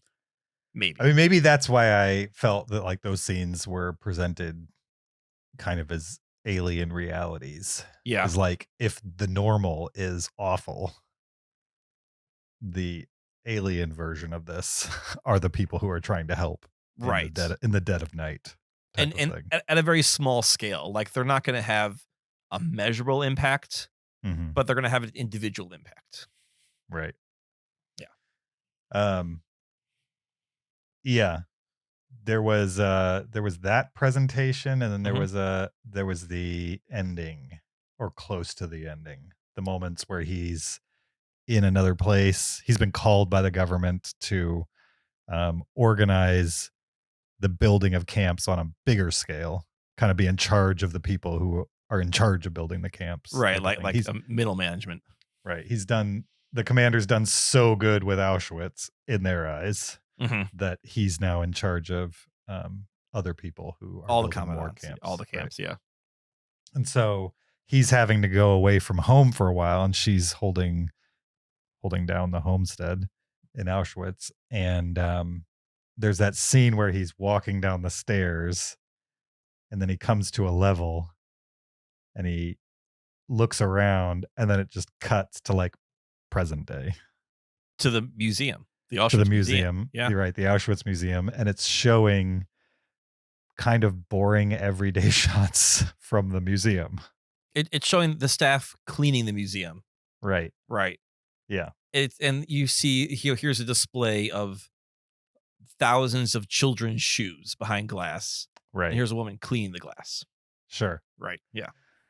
And he pretty much is someone mopping the gas chamber? Yes. Yeah, which is like, geez, like what if that's your job? Sure. Like how do you? I mean, maybe I don't know if he's trying to say like how do you clean this? I don't know if there's more subtext to it, like of how can you clean this place, or if he's just again showing banality, which is sort of the theme of this movie. Yeah, I think he's I don't know exactly what he's trying to say with this. Right. Other than that it's a continuation of a horrible thing was normal for people in this place. And even today, a horrible thing is normal to some people. Yeah. In this place. They're not perpetrating the horrible thing, but the horrible thing that happened there has now become normal in that place. You know what I mean? Right. Like for you and me, when we visited a concentration camp, it was the weight of it. I mean, I'm sure you felt it. I felt it. Sure. And I don't need to see another one. I've seen Dachau. You've seen Auschwitz. You're probably good on your concentration camps. Yeah. I mean, if I was invited to go, I would go. But yeah, I'm not seeking out. Right. If I'm ever in Poland, I'm not say, hey, let's stop by Auschwitz while we're there. And sure. But these people, it's their day to day. And as much as obviously it's an important job to tell that story and to keep that memory alive and say this is a museum and a monument to people who the genocide, and how can we learn from this and prevent this, it still has to be something to go there every single day and to clean these places where horrible things happened. Sure. I'm sure it's something. And also, it's the thing that you mop. Right. You know what I mean? So they have to normalize being there, right? right. Yeah. On some level. Yeah. And you wouldn't blame the floor cleaners in the same way that you would blame the commandant, you know what I Right. mean, from 50 years earlier, or however many years it is now. It's like at been this point. 80 years now. Right. Yeah. So it's not the same level. It's a consistent banality. Yeah.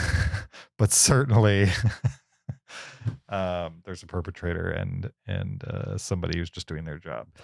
That's a weird thing to say out loud because also the commandant was kind of doing his job, not excusing it. You're right. His job was mass extermination. Right. So that's what he did, and he had no problem with it. Mm-hmm. Yeah.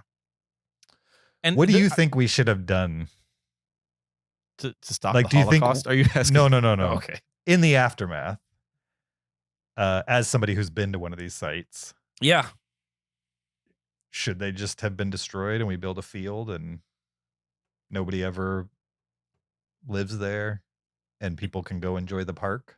You know what I mean? Or do you leave the building standing and you know what I mean? I mean, I'm glad they did because, man, we think we have Holocaust deniers now.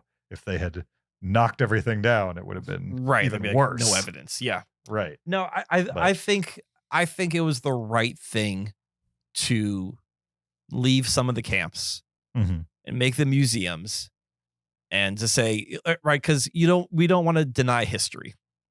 Sure. Right. And just say it was a bad thing. Let's just knock it all down and pretend like it never happened. Because it did happen and it affected millions of people. Mm-hmm. Right. It did not affect me and you directly, I don't think. Sure. But it had a huge effect on the world and specifically on the Jewish population of the world. Mm-hmm. And to knock them down and just say that was a bad thing and we will never speak of it again is completely the wrong thing to do. Mm-hmm. So like I understand Dachau knocking down most of the bunkhouses. Mm-hmm. Right. They're like, it's bad enough. So we're going to, Dachau didn't keep everything. They knocked a lot of it down. But then they also got other things to say, terrible things happened here. And the world needs to know about that. Mm-hmm. I mean, what do you think? It seems like you are in agreement. Yeah. I wish we didn't have to have any of this crap, but of course, clearly we do. Yeah. You know what I mean? If everybody would accept objective truth, then we could just knock it down and make it the most peaceful place for people to reflect. Mm-hmm. You know what I mean? And not have to have horrors thrown in their face over and over and over again. You know what I mean? Yeah. But we don't live in that world. And what would be great is if we could round up all the deniers and make them go in that room with those shoes. You know what I mean? Like I've been in that room with those shoes. Yeah. It's crazy. Yeah. And it's like not even close to how many shoes they had. You know what I mean? Yeah. That's not all the shoes. That's just a small sampling to give you like some idea of scope we're talking about here. Same with some of the other displays. I don't remember which ones were in the movies, but the ones that really got me were like the eyeglasses and stuff like that. I mean, just like insanity. Just ginormous pile of eyeglasses. Did like a pile of wheelchairs and canes or something also? Yeah. Yeah. So some people have to see those things to even begin to wrap their head around what we're talking about here. So I understand why it exists. I just wish it didn't have to. I don't think we can go down the road of conspiracy theorists. I don't think taking Holocaust deniers to Auschwitz or Dachau is going to change their minds on the most part.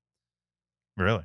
I mean, because those people who believe in conspiracy theories, they so shape their worldview that anything they see that doesn't fit it then is a performance or is a lie. So they'll be like, oh yeah, of course you built this to prepare, it's easier for them to think that their lie is truth and everything in the world is reinforcing that lie. Sure. Versus oh, maybe my worldview is a lie, and actually this is the truth. It's easier to say I'm right and everyone's wrong than to say, oh, I'm wrong. Sure. No, I agree with you. And I think you're right. There are some people that there's no amount of proof that you're ever going to give them that would change their mind. But I also think some people are susceptible to things, convincing things being put in front of them. Okay, let's go back to the presentation at the end where you've got the commandant. He's in the staircase. He's looking down a dark hallway. Cuts to current day footage of people cleaning the Holocaust Museum at Auschwitz. Yes. Yeah. And you get a couple minutes of that. And then it cuts back to him standing in the hallway. What do you think the reason for that time shift was? Just kind of be like, he's in charge of building more of these and like, this is what it's going to end up being. Yeah. Is it again, just to remind us that like whatever their grand plans were, they failed? And let me ask you, why do you think he did that? Glazer or Haas? Glazer. Okay. Why did Haas do well, that's true. Like Haas seemed to have health issues. Was he having health issues? I couldn't tell. Yeah. So he was dry heaving as he was like walking down those steps. And I couldn't figure out if he was nervous that he was now in charge of this new phase of genocide. I couldn't tell if he was coming to terms with who he had become. So that I wasn't sure. But I do feel like we were talking about, his showing the Holocaust Museum and these people cleaning it. And I do wonder if Glazer was trying to say like, this is this man's legacy. Again, in his same sort of normal, banal presentation, but he was saying like, this is what Haas will be remembered for. No matter what he thought he was going to be or what his future is going to be, this is Haas in a nutshell. This is who he is. No matter, maybe he's trying to say no matter what you saw on the screen, this is Haas. This is what he did. Right. Or like, no matter how much you might demonize him or a guy like him, he's still just a dude in an empty hallway, dry heaving. You know what I mean? Yeah. For one reason or another. Yeah. It's hard. Right. It's Glazer's not always the most straightforward director. For sure. And he definitely is.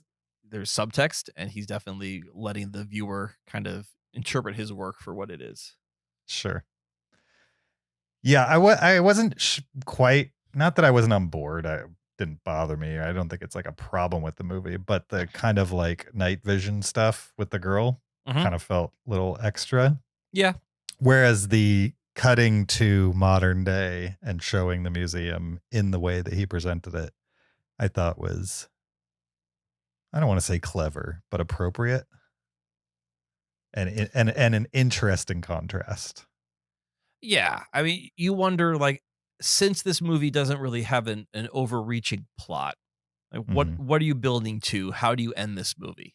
And one way is just he walks off down the hall into nothing and then cuts to black, and he just sort of like, and we know the rest. But I think Glazer was trying to at least make a point of some sort. And I appreciated that.